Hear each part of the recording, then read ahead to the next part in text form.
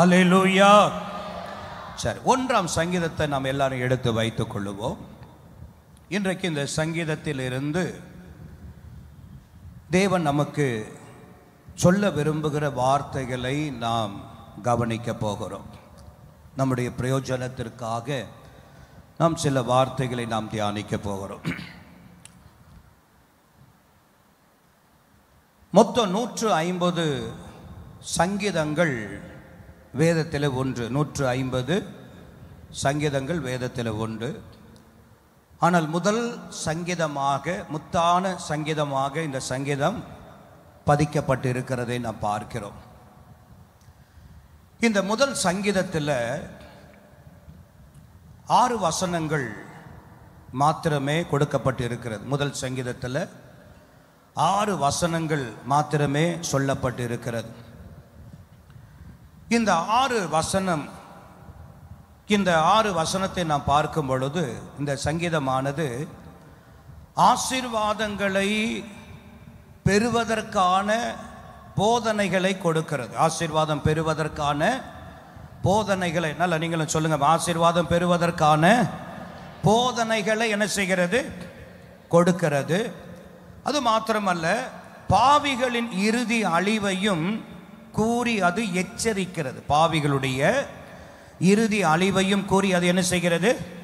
எச்சரிப்பதே இந்த சங்கீதத்தினுடைய பிரதானமான நோக்கமாகும். ஒரு ஆமென் சொல்வோமா?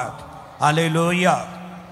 இந்த சங்கீதத்தை நீங்க ஆழமாய் உற்று வாசிப்பீர்களானால் 2 வகையான மனிதர்களை இந்த சங்கீதமானது படம் பிடித்து காட்டுகிறது. 2 விதமான மனிதர்களை இந்த சங்கீதம் என்ன செய்கிறது? படம் பிடித்து காட்டுகிறது என்பதை நாம் மறக்கக்கூடாது. இந்த சங்கீதமானது ஜாதி, இனம், மதம், மொழி, நிறம் என்கிற இந்த அடிப்படையை வைத்து தேவன் ஒருபோதும் ஒருவரையும் நியாயம் தீர்க்கிறவர் அல்ல.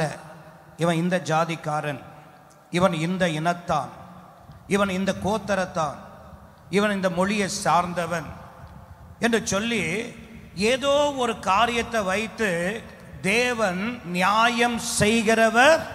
இந்த சங்கீதத்தில் நல்லா கவனிச்சீங்கன்னா, ஏதோ ஒரு ஜாதியையும் இனத்தையும் மதத்தையும் மொழியையும் வைத்து ஆண்டவர் நியாயம் தீர்க்கிறவர் அல்ல.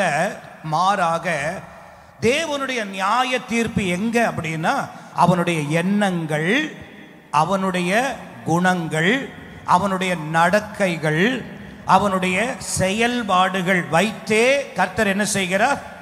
நியாயம் தீர்க்கிறார். சந்தோஷம் ஒரு நிலையிலே சொல்லுங்க பார்க்கலாம். அல்லேலூயா. இதற்கு சரியான ஒரு உதாரணம் சொல்லணும்னா, இஸ்ரவேலின் முதல் 2 ராஜாவை நாம் திருப்பி பார்க்கலாம். இஸ்ரவேலுடைய முதல் ராஜா சவுலை பாருங்க. அவன் செய்த ஒரு குற்றம், அவன் செய்த ஒரு தவறு என்னன்னா, 2 காரியம் அடிப்படையாய் கொண்டது. ஒன்று என்ன அப்படின்னு பார்த்தீங்கன்னா, அவன் தேவ மனிதன் சொன்ன தேவனுடைய வார்த்தைக்கு அவன் என்ன செய்யல? கீழ்ப்படியல. நீ போய் நில்லு, நான் வருவேன், பலி செலுத்தன்னு சொன்னா தீர்க்கதரிசியாக சாமுவேல் தேவனுடைய வார்த்தைக்கு அவன் என்ன செய்யல? கீழ்ப்படியல. 2வது சவுல் செய்த ஒரு குற்றம் என்ன அப்படின்னு பார்த்தீங்கன்னா, பொய் சொன்னான். என்ன சொன்னா? பொய் சொன்னா. அமலேக்கரை முறியடிக்கணும், ஒன்றும் மீதி வைக்கக்கூடாது அப்படின்னு ஆண்டவர் சொல்றாருன்னு சொல்லி அனுப்புகிறான். ஆனால் யுத்தத்தில் அமலேக்கரை என்ன செய்யறான்னா, கொஞ்சத்தை தப்ப விட்டு கொஞ்சத்தை அழிச்சிட்டு வந்து பிரதான மாணவிகளெல்லாம் கொண்டு வந்து தன்னுடைய தேசத்தில் கொண்டு வந்து வச்சிட்டான். சாமுவேல் தீர்க்கதரிசி வந்து கேட்கிறாரு. உடனே அவன் சொல்றான், கர்த்தர் சொன்ன வார்த்தைகளை எல்லாம் நான் என்ன செய்துட்டேன்? நிறைவேற்றிட்டேன் அப்படின்றான். அந்த நேரம் பார்த்து மந்தையில் இருக்கிற ஆடு என்ன செய்யுது? சத்தம் போடுது, மே அப்படின்னுது. அப்ப சாமுவேல் கேட்கிறார், அப்படியானால் என் காதுகளில் விழுகிற இந்த சத்தம் என்ன அப்படின்னா, உடனே அடிச்சாம் பாருங்க பல்ட்டி. இதெல்லாம் உம்முடைய தெய்வத்திற்கு என்ன செய்ய? பலி செலுத்துவதற்கு. உம்முடைய தெய்வத்திற்கு பலி செலுத்துவதற்காக நான் கொண்டு வந்துட்டேன் அப்படின்னு என்ன சொல்லிட்டான்? சத்தமா சொல்லுங்க. நீங்க சத்தமா சொன்னீங்கன்னா நினைச்ச நேரத்தில் கூட்ட முடியும். சொல்லுங்க பார்க்கலாம், சீக்கிரம் சொல்லுங்க பார்க்கலாம். முதல்ல என்ன செய்யல? சத்தமா சொல்லுங்க. கீழ்ப்படியில் முதல்ல என்ன செய்யல? கீழ்ப்படியில். ரெண்டாவது என்ன செய்யல? பொய் சொன்னான். இவன் செய்த குற்றம் என்னன்னா கீழ்ப்படியாமை, பொய், அவ்வளவுதான்.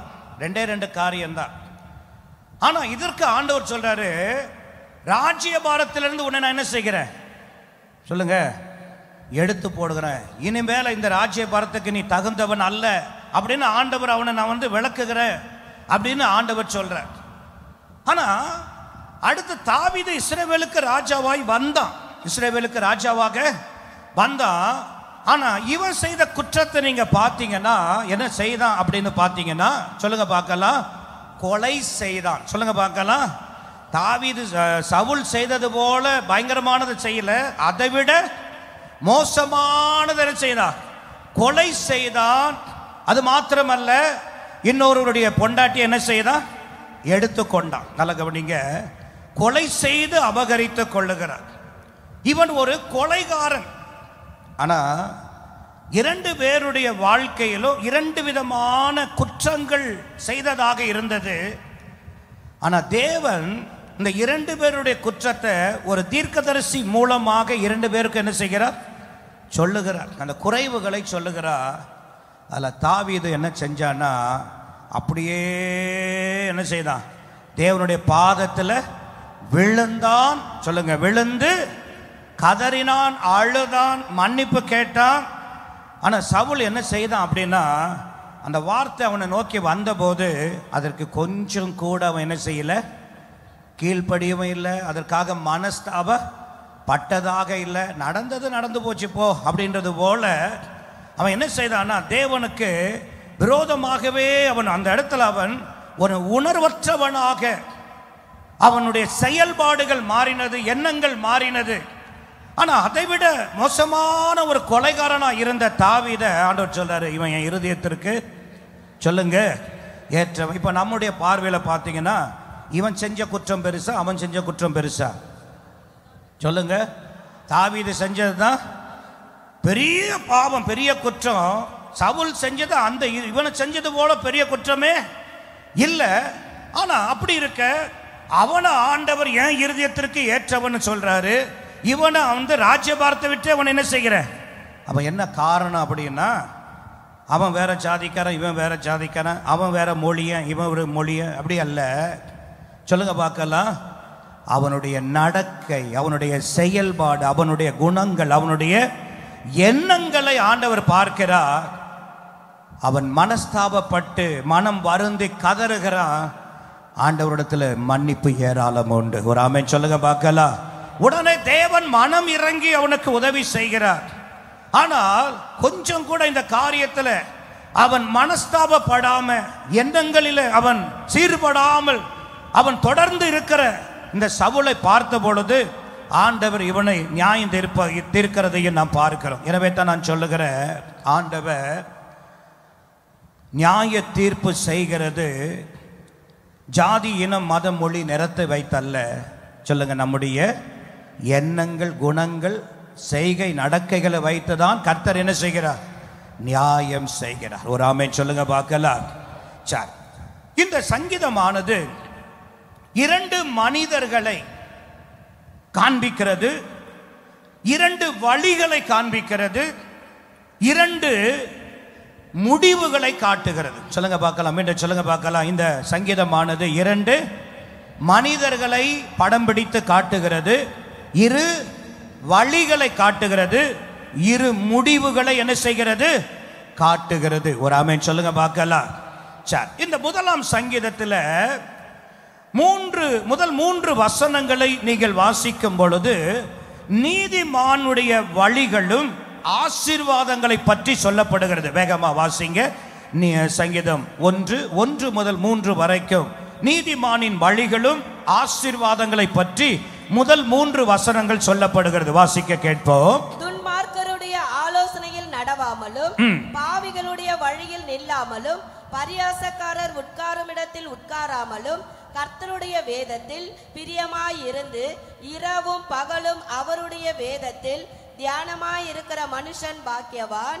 அவன் நீர்க்கால்களின் ஓரமாய் நடப்பட்டு தன் காலத்தில் தன் கனியை தந்து இலை உதிராதிருக்கிற மரத்தை போல் இருப்பான். அவன் செய்வது எல்லாம் வாய்க்கும். இங்கு நீதிமானுடைய வழிகளும் அவனுடைய ஆசீர்வாதங்களை பற்றி 3 வசனங்கள் பிரதானமாய் சொல்லுகிறது. அவன் நீர்க்கால்கள் ஓரமாய் நாட்டப்பட்டவனாய் இருப்பான், தன் காலங்களில் கனி கொடுக்கிறவனாய் இருப்பான், இலை உதிராதிருக்கிற ஒரு மரத்தை போல இருப்பான், அவன் செய்வது எல்லாமே என்ன செய்யும், வாய்க்கும் என்று சொல்லி நீதிமானுடைய வழிகளும் அவனுடைய ஆசீர்வாதங்களை பற்றி சொல்லப்படுகிறது. இதே சங்கீதத்தினுடைய 4-5 வசனங்களை வாசிக்கும் பொழுது துன்மார்க்கனுடைய வழிகளும் அவனுடைய நிலைகளையும் குறித்து வேதம் சொல்லுகிறது. வாசிக்க கேட்கலாம். துன்மார்க்கரோ அப்படி இராமல் காற்று பறக்கடிக்கும் பதரை போல் இருக்கிறார்கள். ஆகையால் துன்மார்க்கர் நியாய தீர்ப்பிலும் பாவிகள் அல்லது துன்மார்க்கர் நீதிமான்களுடைய சபைகளிலும் நிலை நிற்பது இல்லை என்று சொல்லி துன்மார்க்கருடைய வழிகளும் அவருடைய நிலைகளையும் சொல்லப்படுகிறது. 6ஆம் வசனத்துல நீங்க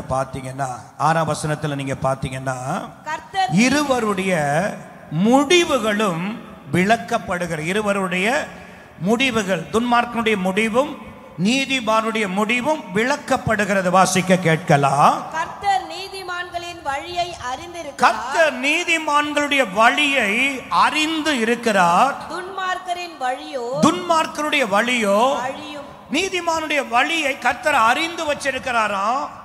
துன்மார்க்கனுடைய முடிவு என்னது? அழிவு என்று வேதம் சொல்லுகிறது. ஒரு ஆமென் சொல்லுங்க பார்க்கலாம். அல்லேலூயா. அற்புதமான ஒரு சங்கீதமாக இதை பார்க்கிறோம். இந்த முதல் சங்கீதம் முதல் வசனம் என்ன சொல்லுதுன்னா, எவற்றில் நடக்கக்கூடாது, எவற்றில் நடக்கக்கூடாது, எவற்றில் நிற்கக்கூடாது, எவற்றில் உட்கார கூடாது என்று சொல்லி 3 அருமையான வார்த்தைகள் சொல்லப்பட்டு இருக்கிறது. எதுல நடக்கக்கூடாது, எதுல நிற்கக்கூடாது, எதுல உட்காரக்கூடாது.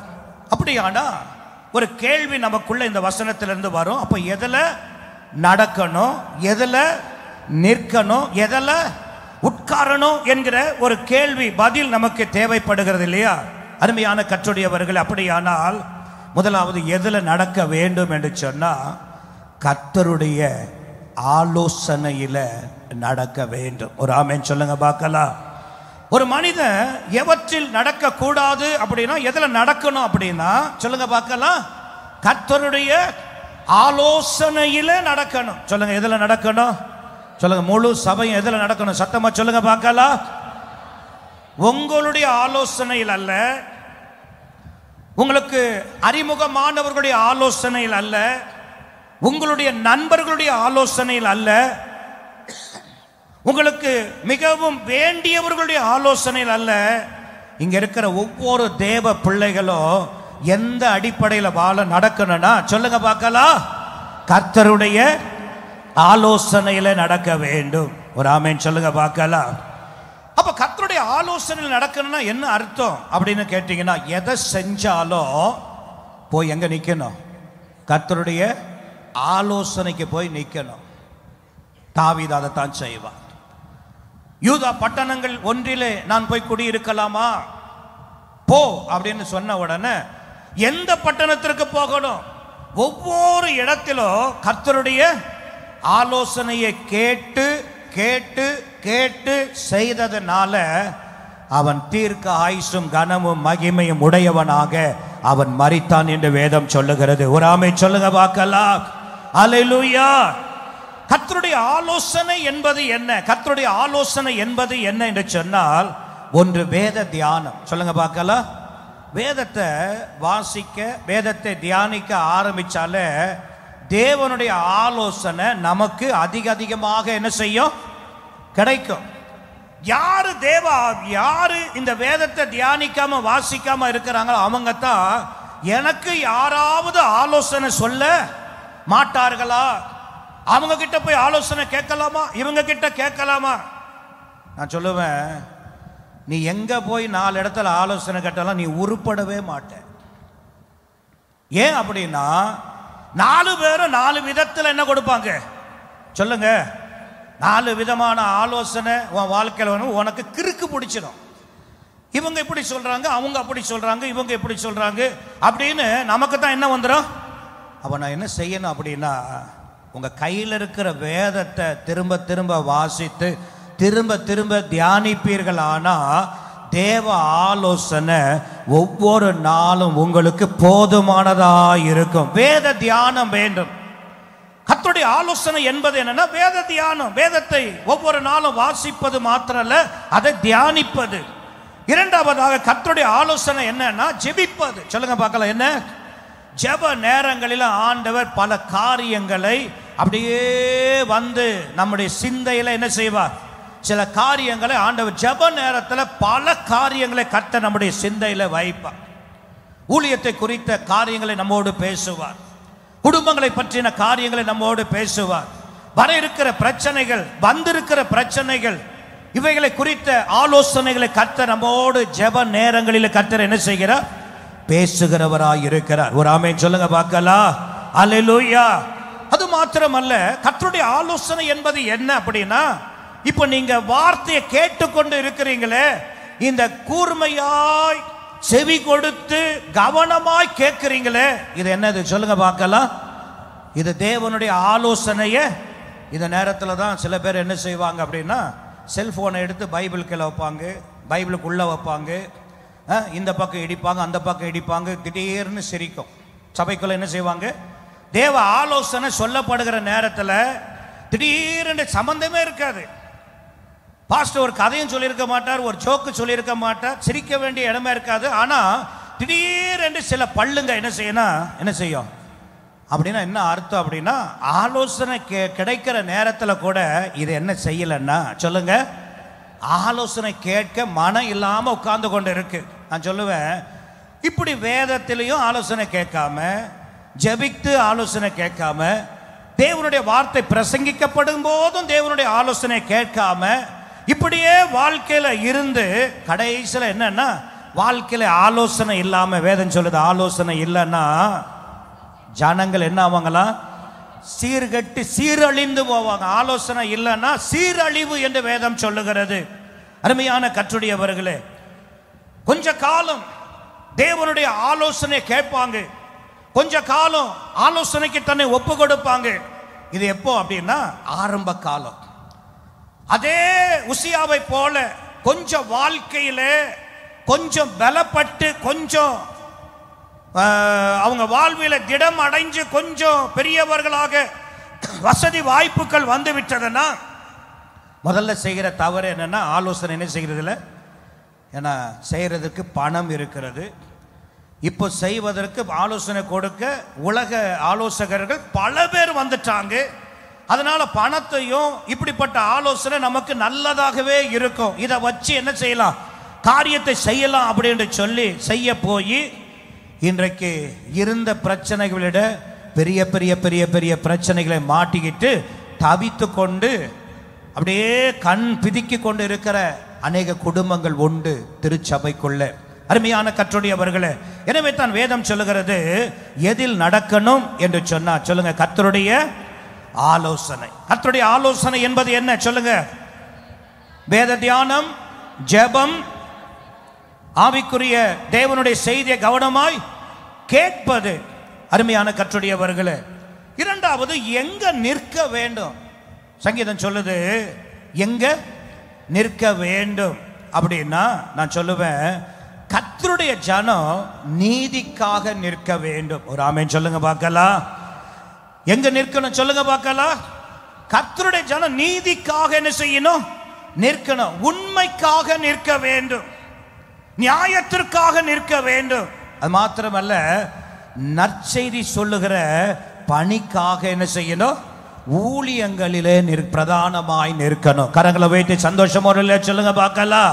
சொல்லுங்க, எங்க நிற்கணும்? கர்த்தருடைய ஜனம் கர்த்தருடைய நீதிக்காக நிற்கணும், உண்மைக்காக நிற்கணும், நியாயத்திற்காக நிற்கணும், நற்செய்தி பணிக்காக என்ன செய்யணும்?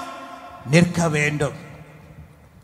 மூன்றாவது சொல்லுகிறது எங்க உட்கார வேண்டும். சொல்லுங்க, எங்க உட்காரணும். சொல்லுங்க, எங்க உட்காரணும்? வேதம் சொல்லுது எங்க உட்காரணும். ஒரு தேவனுடைய பிள்ளை எங்க உட்காரக்கூடாது அப்படின்னு ரெண்டையுமே சொல்லுது. அப்ப இங்க எங்க உட்காரணும் அப்படின்னா நான் சொல்லுவேன், கர்த்தருடைய பாதத்தில் என்ன செய்யணும்? ரெண்டு சகோதரிங்க இயேசு வீட்டுக்குள்ள வந்த உடனே அவங்களுக்கு ரொம்ப சந்தோஷம். ஊழியம் செய்த இயேசு தன்னுடைய வீட்டுக்குள்ள வந்துட்டார் என்ற உடனே ஏற்றுக்கொண்டாங்க, ரொம்ப சந்தோஷம். உடனே ஒருத்தி வேகமா கிச்சனுக்கு ஓடுகிறா, போயிட்டு சிக்கன் 65 பண்ணுகிறா, மட்டன் சுக்கா பண்ணுகிறா, சொல்லுங்க, ஆப்பம் செய்கிறா, சப்பாத்தி செய்கிறா, விதவிதமா மீனை பொரிக்கிறா, எறா பொரிக்கிறா. யாருக்கு? சொல்லுங்க, யாருக்கு? இயேசுவுக்கு. ஏன்னா வீட்டுக்கு வந்துட்டாரு, ரொம்ப சந்தோஷம், எல்லாத்தையும் வாங்கி. ஆனா இன்னொரு சகோதரி என்ன செய்தா? இயேசுவின் பாதத்திலே உட்கார்ந்து இருந்தாங்க. இப்ப தனியா வேலை செய்கிற அம்மாவுக்கு ரொம்ப கோபம் வந்துருச்சு. யார் மேல? சகோதரி மேல இல்ல, இயேசு மேல. நான் தனியா வேலை செய்யறத குறித்து உமக்கு கவலை இல்லையா? என் கூட வேலை செய்ய உதவி செய்ய அனுப்பலாமே, இப்படி பாதத்தில் உட்கார்ந்து இருக்கிறாளே, நீரும் கம்முன்னு உட்கார்ந்து. அப்பதான் அவளை கூப்பிட்டு சொல்றாரு, நீ தேவையில்லாததெல்லாம் வச்சு நீ குழப்பிட்டு இருக்கிற, தேவையானது ஒன்றுதான். மரியாள் தன்னை விட்டு எடுபடாத நல்ல பங்கு. இயேசுவின் பாதம் நல்ல பங்கு. ஒரு ஆபே சொல்லுங்க பார்க்கலாம். எங்க உட்காரணும் அப்படின்னா சொல்லுங்க, இயேசுவின் பாதத்தில் உட்காரணும். இப்ப எங்க உட்கார்ந்து இருக்கீங்க? இயேசு சொன்னா, வானம் என் சிங்காசனம், பூமி என்னுடைய பாதப்படி. இப்ப எங்க உட்கார்ந்து இருக்கிறீங்க? சந்தோஷமா இருக்கா? இயேசுவின் பாதத்தில் உட்கார்றது சந்தோஷமா இருக்கா? நல்ல ஒரு சத்தமா ஆமென் சொல்லுங்க பார்க்கலாம். நீங்க எங்க உட்கார்ந்தாலும் பிரச்சனை, இயேசுவின் பாதத்தில் உட்காருவது உங்களுக்கு சந்தோஷத்தையும் ஆனந்தத்தையும் கொடுக்கும். ஹல்லேலூயா. அடுத்து ஜெபிக்கிறவர்களோடு உட்காரணும். சொல்லுங்க பார்க்கலாம், எங்க உட்காரணும்? ஜெபிக்கிறவங்க எங்க இருக்கிறாங்க பார்த்தா அவங்களோடு உட்காரணும். துதிக்கிறவர்களோடு சபையில் என்ன செய்யணும்? உட்காரணும். இதுதான் நம்முடைய ஆசீர்வாதம். ஒரு ஆமென் சொல்லுங்க பார்க்கலாம். அருமையான கர்த்தருடையவர்களே, இந்த சங்கீதத்தில் நீதிமான் துன்மார்க்கர் என 2 பேரை காட்டுகிறது என்று சொன்னேன். நீதிமானுடைய 13 விதமான ஆசீர்வாதத்தை இப்போ உங்களுக்கு நான் சொல்ல போகிறேன். அந்த நீதிமான் உடைய வாழ்க்கையில் இருக்கிற அந்த நீதிமான் எப்படிப்பட்டவன் என்கிற 13 காரியத்தை சுருக்கமாக சொல்ல போகுது. என்னுடைய செய்தி இல்லை, செய்திக்கு முன்னுரையாகத்தான் நான் பேசிக்கிட்டு இருக்கிறேன். நீதிமானுடைய துன்மார்க்க நீதிமான் என இருவரையும் வேதம் காட்டுகிறது. இந்த நீதிமான் எப்படிப்பட்டவன் என்று சொல்லி முதலாவது அவனை குறித்து சொல்லுகிறது, அவன் நீர்கால்கள் ஓரம் நடப்பட்டவன். சத்தமா சொல்லுங்க, என்ன பட்டவன்? சத்தமா சொல்லுங்க பார்க்கலாம். சத்தமா சொல்லுங்க பார்க்கலாம். இன்னும் சத்தமா சொல்லுங்க பார்க்கலாம். பின்னாடி சேர்ல உட்கார்ந்து இருக்கலாம், கரங்களை வைத்து சொல்லுங்க பார்க்கலாம். நீதிமான் எப்படிப்பட்டவன்? நீர்கால்கள் ஓரம் நடப்பட்டவன். அப்படின்னா என்ன அர்த்தம்? அப்படின்னா அவன் காட்டு மரம் கிடையாது. சொல்லுங்கம்மா, என்ன மரம்? இல்லை, காட்டு மரம்னா காடுகளில் தானாகவே என்ன செய்யும்? வளருகிற மரம். அந்த மரம் யாருக்குமே என்ன ஆகாது? பிரயோஜனம் இல்லாமல் போகிறோம். ஆனா நீதிமான் அப்படிப்பட்டவன்ல. அவன் நீதிமான் ஒருவருடைய கரத்தினாலே நாட்டப்பட்டவன். ஒரு ஆமென் சொல்லுங்க பார்க்கலாம். நான் எப்படி பார்க்கிறேன்னா, இங்க இருக்கிற இந்த நதி ஓரத்தில் சபையாகிய நதிக்குள்ள கர்த்தர் அநேக மரங்களை அழகாக வரிசை வரிசையாக கர்த்தர் என்ன செய்திருக்கிறார்? நாட்டி இருக்கிறார். சொல்லுங்க, நான் நாட்டப்பட்ட மரம் அப்படின்றவங்க மாத்திரம் சத்தம் உயர்த்தி, நல்ல கரங்களை உயர்த்தி சத்தம் அவர்களிலே சொல்லுங்க பாப்போமா. இல்ல இல்ல இல்ல இல்ல, நான் காட்டு மரம் அப்படின்றவங்க மாத்திரம் கரங்களை உயர்த்தி சத்தம் அவர்களிலே சொல்வோமா. சரி, பிள்ளைங்க தான் உற்சாகத்தில் சொல்லிட்டாங்க. நீங்க ரொம்ப கவனமா இருக்கிறீங்க. சொல்லுங்க, நீங்களாம் யாருங்க? சந்தேகம் இருக்கா? சொல்லுங்க, நீங்களாம் யாரு? நீர்காலம் ஓரத்தில் நாட்டப்பட்டவங்க. பக்கத்தில் சொல்லுங்க, நம்மெல்லாம் தானா வளரல. சத்தமா சொல்லுங்க, நாமெல்லாம் தானா வளரல, நாமெல்லாம் தானா வரல. நம்ம ஒருவர் கொண்டு வந்து நட்டி வைத்திருக்கிறார். சத்தமா சொல்லுங்க, உண்மைதானே? அவர் உங்களை நட்டி வைத்திருப்பார். ஆனா ஒருவனும் உங்களை பிடுங்கி எரிய முடியவே முடியாது. 1000 சக்திகள் எழும்பட்டும், 1000 விரோதங்கள் எழும்பட்டும், 1000 தந்திரங்கள் எழும்பட்டும், அவர் உங்களை நாட்டி வைத்திருப்பார். ஆனால் ஒருவராலும் பிடுங்கி எறிய முடியவே முடியாது. அதே நேரத்தில் அவர் உங்களை நட்டி வைக்கலன்னா நீங்க இங்க இருக்கவும், சொல்லுங்க, இருக்கவும். அது 6ஆம் வசனம் சொல்லுது, துன்மார்க்க நீதிமான்களின் சபையில் நிலை நிற்பது இல்லை. அவர் ஒருவனை நாட்டில் அப்படின்னா நீங்களே நாட்டப்பட்டு இருக்கணும் இருக்கணும் இருக்கணும்னாலும் என்ன செய்ய முடியாது, இருக்க முடியாது. அருமையான கர்த்தருடையவர்களே, அப்போ நீதிமான் எப்படிப்பட்டவன்? முதலாவது சொல்லுங்க பார்க்கலாம். காட்டு மரம் அல்ல, அவன் நீர்க்கால்கள் ஓரம் நாட்டப்பட்டவன், ஒரு நோக்கத்தோடு. இப்போ நான் கேட்குறேன், எத்தனை பேர் வீட்டில் மரம் வளர்க்குறீங்க? இருக்கவே வீடு இல்லை, இதில் வர மரம் வளர்க்கவா? சரி, எத்தனை பேர் வீட்டில் மரம் இருக்கு? சரி, என்னென்ன மரம் இருக்கு? டக்குன்னு சத்தமாக சொல்லுங்க பார்க்கலாம். என்ன மரம் இருக்கு? ஏமா நீ தானே கை தூக்குன, சொல்லு, என்ன மரம் இருக்கு? கொய்யா மரம் இருக்கா? சூப்பர். அடுத்து மாங்காய் மரம், தேங்காய் மரம், பல்லா மரம், நெல்லி மரம், முருங்கை மரம், கிச்சிலி மரமா? சரி, இப்போ இந்த மரம் தானா உங்க வீட்டில் வளர்ந்ததா இல்லை நீங்க வச்சீங்களா? நீங்க வச்சீங்க. சரி, நீங்க வச்சீங்க. எதுக்காக அந்த மரத்தை வச்சீங்க? முருங்கை மரம் வச்சது எதுக்கு? சாம்பார் செய்யும் போது ஒரு முருங்கை 10 ரூபா சொல்றாங்க. 10 ரூபாவா? 20? எப்பா 20? நான் இன்னும் பழங்காலத்தில் இருக்கிறேன். சொல்லுங்க, ஒரு முருங்கைக்காய் எவ்வளோ? 20. நல்லா கவனிங்க. அப்போ முருங்கை மரம் வச்சது எதுக்கு? சாம்பார் வைக்கும் போதெல்லாம் அப்படி ஒன்றை கிள்ளி என்ன செய்யலாம்? கருவேப்பிலை மரம் எத்தனை பேர் வீட்டில் இருக்கு? அநியாயத்துக்குன்னா எங்கள் வீட்டில் கருவேப்பிலை மரம் இருக்குங்க. நீங்கள் சாம்பார் செஞ்சாலும் சட்னி செஞ்சாலும் கீரை மாதிரி இருக்கும் கருவேப்பிலை, அள்ளி அள்ளி அள்ளி அள்ளி போட்டுடுறாங்க.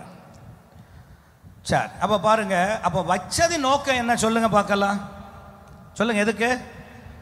பயன்படுத்துவதற்கு, அதனுடைய கனியை எடுப்பதற்கு ஒரு நோக்கத்தோடு தான் வைக்க. அப்போ நீர்க்கால்கள் ஓரம் நாட்டப்பட்டதுன்னா நம்மளை கர்த்தர் ஒரு நோக்கத்தோடு திருச்சபையில் கர்த்தர் நம்ம என்ன செய்திருக்கிறார்? நம்மளை யாரும் பிடுங்கி எறிய முடியவே முடியாது. அப்ப நீதிமான் எப்படிப்பட்டவனா? நாட்டப்பட்டவன், நீர்க்கால்கள் ஓரம் நாட்டப்பட்டவன். அடுத்து சொல்லப்படுகிறது, எல்லா நலமும் பெற்றவன். சொல்லுங்க, எல்லா நலமும் பெற்றவன் நீதிமான்.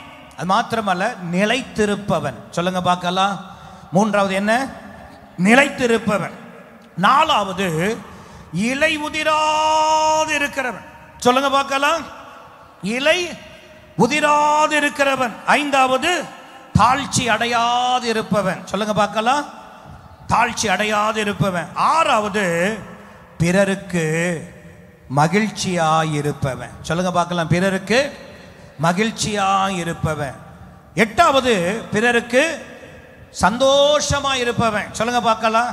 உங்க வீட்டில் இருக்கிற மாம்பழத்தை பறித்து பழுக்க வச்சு கட் பண்ணி சாப்பிடும்போது சந்தோஷம் வருதா அல்லது துக்கம் வருதா?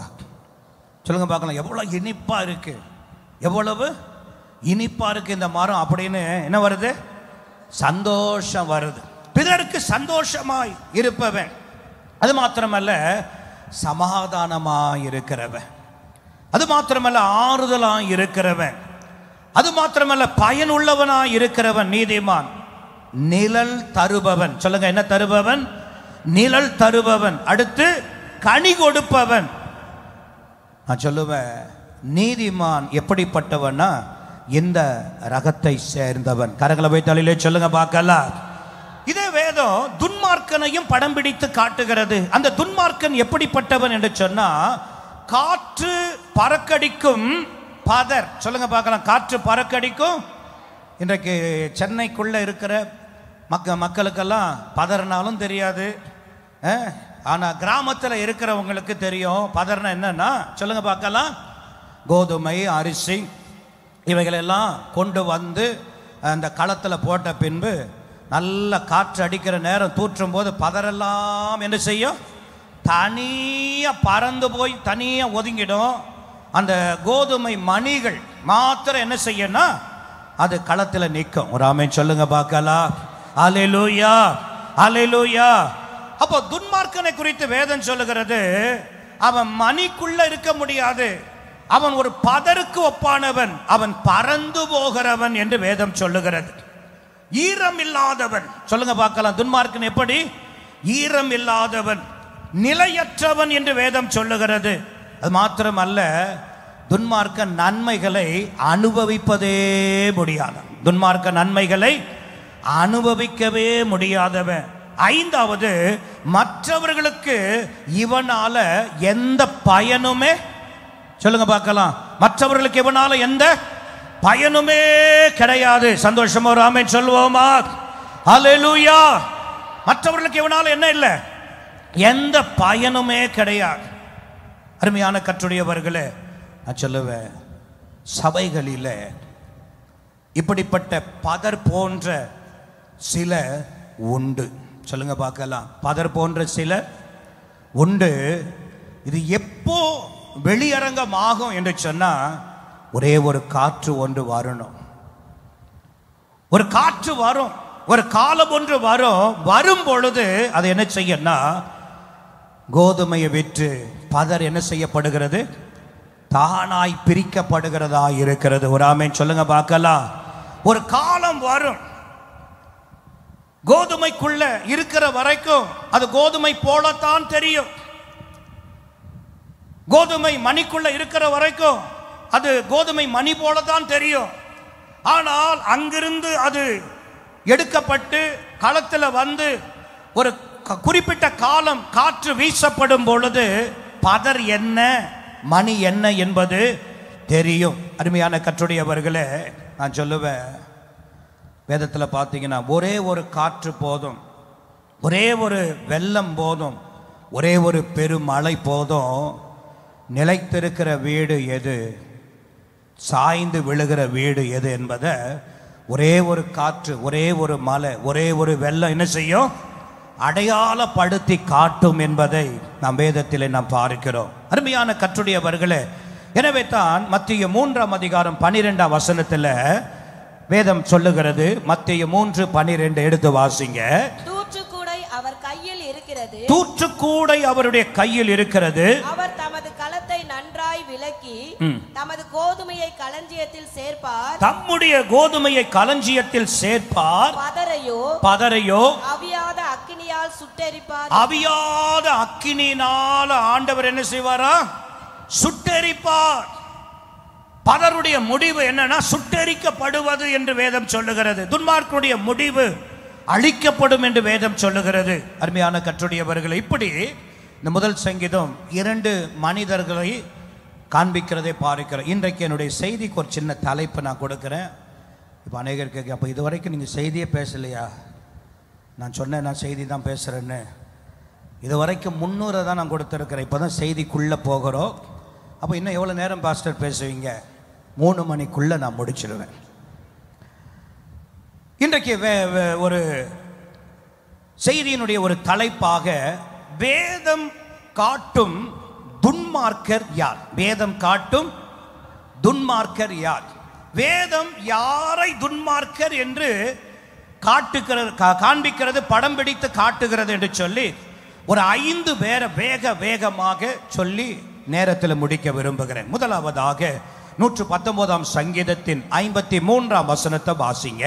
119 சங்கீதம் 53 உமது வேதத்தை விட்டு விலக விலகுகிற உமது வேதத்தை விட்டு விலகுகிற துன்மார்க்கரின் நிமித்தம் நடுக்கம் என்னை பிடித்தது. நடுக்கம் என்னை பிடித்தது. மீண்டும் வாசிக்க கேட்கலாம். உமது வேதத்தை விட்டு விலகுகிற துன்மார்க்கரின் நிமித்தம் நடுக்கம் என்னை பிடித்தது. ஒரு ஆமென் சொல்லுங்க பார்க்கலாம். தாவீது வாழ்ந்த அந்த காலத்துல நல்ல கவனிங்க. என்ன பாருங்க, எல்லாம் தரையை பார்த்த மாதிரி இருக்கு. நீங்க அப்புறமா நீங்க வீட்டில் போய் கூட யூடியூப்ல போட்டு எழுதிக்கோங்க, கவனிங்க. தாவீது நம்ம வாழுகிற இந்த காலம் 2024 ஆண்டு செப்டம்பர் மாதம் 3வது ஞாயிற்றுக்கிழமை நம்ம இந்த பட்டணத்தில் இப்போ வந்து கூடி நம்ம இது போல தாவீது வாழ்ந்த காலங்களில் தேவனையும் தேவனுடைய பிரமாணங்களையும் தேவனுடைய கட்டளைகளையும் கற்பனைகளையும் நியாயங்களையும் தேவனுடைய சாட்சிகளையும் நேசித்து வாழ்ந்து வந்த ஒரு பெரும் கூட்டம் இருந்தது. ஒரு ஆமென் சொல்லுங்க பார்க்கலாம். இப்ப நம்ம எப்படி வாழுகிறோமோ தேவனுடைய வார்த்தை மேல, கட்டளை மேல, ஆலயத்து மேல எப்படி ஆர்வமாய் ஆராதனை மேல வாஞ்ச இப்படி இதே போல தாவீது இந்த பூமியில வாழ்ந்த காலத்துல இதே போல ஏராளமான மக்கள் வாழ்ந்தாங்க. தேவனுடைய பிரமாணத்தை அறிந்தவங்க, கட்டளையை தெரிந்தவங்க, தேவனை அறிந்தவங்க, அவருடைய வல்லமை என்ன, அவருடைய அன்பு என்ன, அவருடைய பரிசுத்தம் என்ன என்கிற இப்படிப்பட்ட காரியங்களை அறிந்து வாழ்ந்தவர்கள் தாவீதோடு கூட ஏராளமா இருந்தாங்க. தாவீது மாத்திரம் ஆலயத்திற்கு போகல, தாவீதோடு கூட ஏராளமான பேரும் ஆலயத்திற்கு போனாங்க. எடுத்து வாசித்து பாருங்க. சங்கீதம் 55 சங்கீதம் 14 வசனம். சங்கீதம் 55:14 வாசிங்க. நாம் ஒருமித்து இன்பமான ஆலோசனைகளை பண்ணி கூட்டத்தோடு தேவாலயத்துக்கு போனோம். அப்போ தாவீது என்ன சொல்றான்? நாம் இன்பமான ஆலோசனை பண்ணி ஒருமித்து கூட்டத்தோடு தேவனுடைய ஆலயத்திற்கு போனோம் அப்படின்னு தாவீது சொல்றான்னா, அப்ப தாவீது மாத்திரம் ஆலயத்திற்கு போகல. தாவீதின் காலத்துல தாவீதை போல தேவனை அறிந்தவர்கள், தாவீதை போல தேவனை நேசித்தவர்கள், தாவீதை போல கற்பனைகளை கை கொண்டவர்கள் ஏராளமான பேர் கூட்டம் கூட்டமாய் தேவனுடைய ஆலயத்திற்கு என்ன செய்தாங்களா? போனார்கள் என்று வேதத்திலே நாம் வாசிக்கிறோம். இன்னும் உதாரணத்திற்கு சங்கீதம் 42 சங்கீதம் 4 வசனத்தை வாசிக்கும் போது 42:4 வாசிங்க. முன்னே பண்டிகையை ஆசரிக்கிற ஜனங்களோடு கூட நடந்து, பண்டிகைகளை ஆசரிக்கிற ஜனங்களோடு கூட, அங்கே பாருங்க, தான் மாத்திர தனியாய் ஆலயத்திற்கு போனதாய் சொல்லல.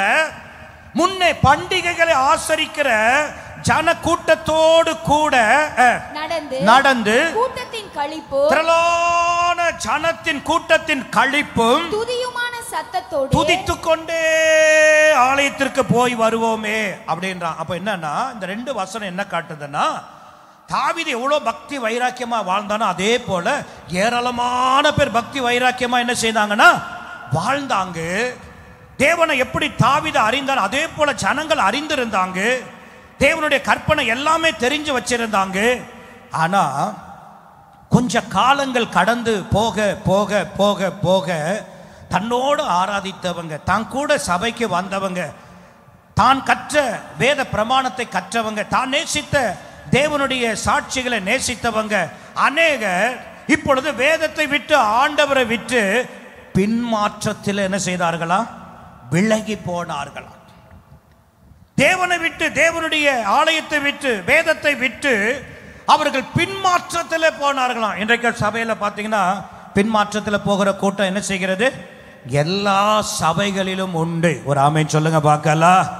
எல்லாரும் ரட்சிக்கப்பட்டு ஆண்டுடைய வருகைக்கு எல்லாம் அப்படி அல்ல. கால போக்கில சிலருடைய பின்மாற்றம் என்னன்னா, வேலை கிடைக்கலையே வந்து ஒரு நன்மை கிடைக்கலையே நடக்கல. ஆண்டவர் ஒரு காலத்தை குறித்து வச்சிருப்பாரு. ஆண்டவர் ஒரு வாக்கு தத்தத்தை பண்ணி வச்சிருப்பாரு. அந்த வாக்கு தத்தம் பண்ணப்பட்ட அந்த காலம் ஆண்டவருடைய கருத்தில் நேர்த்தியாய் வருவதற்குள்ள இவங்களால பொறுத்திருக்க முடியாம இவங்க என்ன செய்வாங்கன்னா, இதை காரணம் கட்டி ஆலயத்திற்கு வந்தோம், எனக்கு ஒன்றும் நடக்கல, ஆலயத்திற்கு வந்தோம், வாக்கு தத்தம் எதுவும் நிறைவேறல அப்படின்னு சொல்லிட்டு என்ன செய்வாங்கன்னா ஆண்டவரை விட்டு தூர போகிற ஒரு கூட்டம் உண்டு. இன்னும் ஒரு கூட்டம் எப்போ போகும் அப்படின்னா, எப்போ அவங்களுடைய வாழ்க்கையில திருமண காரியங்கள் வருமோ அவங்க நினைப்பாங்க. என்ன நினைப்பாங்கன்னா, இங்க இருந்தா நாம் நினைக்கிறது போல திருமணம் செய்யவே முடியாது. அதனால நம்ம என்ன செய்வது? வெளியே போனா தான் நம்ம என்ன செய்ய முடியும்? திருமணம் நாம் நினைக்கிறது போல ஜோரா சொந்த பந்தம் மத்தியில் செய்யலாம் அப்படின்னு நினைச்சிட்டு இதை மனதில் வச்சுட்டு என்ன செய்வாங்கன்னா திருமணத்திற்காகவே சபையில் அவங்களோட இவங்களோட முட்டிட்டு அப்படியே சைலண்டா என்ன செய்யணும், வெளியில போகும். இன்னொரு கூட்டம் இருக்கு, இது பின்மாற்றம். என்னன்னா இதற்கு நகைப்போடாம தேவனை ஆராதிச்சிருக்கோம், நகைப்போடாம சபையில் இருந்திருக்கோம். ஆனா இப்போ அதை போடணுன்ற ஒரு ஆசை வந்திருக்கோன்னு வைங்களேன், உடனே இதை போய் பாஸ்டர் சொன்னா வேணான்னு சொல்லுவாரு. எனவே என்ன செய்வது, வெளியே போயிட்டா நமக்கு எந்த யாருடைய இதுவும் இருக்காது, நம்ம நினைக்கிறது போல என்ன செய்யலாம், போட்ட அழகு பார்க்கலாம், அவ்வளவுதான். இதுக்கு பின்மாற்றத்தில் போயிடும். நான் சொல்லுவேன், இது இன்னைக்கு மாத்திரம் இல்லை, இது சொல்லுங்க தாவீது வாழ்ந்த காலங்களிலும் இப்படிப்பட்ட சிலது வேத பிரமாணத்தை நேசித்து வாழ்ந்ததெல்லாம் வேத பிரமாணத்தை விட்டு போயிட்டான். இப்போ என்ன வேதம் என்ன சொல்லுகிறதுனா, உமது வேதத்தை விட்டு விலகின துன்மார்க்கரின் நிமித்தம் நடுக்கம் என்னை. தாவீது நினைக்கிறான், இது போல நான் தேவனை விட்டு, இதற்காக நான் தேவனை விட்டு நான் என்ன செய்திடக்கூடாது, தூர விலகி போய்விடக் கூடாது என்கிற நடுக்கம் அவனை பிடித்ததாம். ஒரு ஆமென் சொல்லுங்க பார்க்கலாம். அப்போ வேதம் சொல்லுகிற துன்மார்க்கர் யார் என்றால், வேதத்தின்படி வாழ விரும்பாமல் விலகி போகிறவனையே வேதம் என்ன சொல்லுகிறது, சொல்லுங்க பார்க்கலாம்.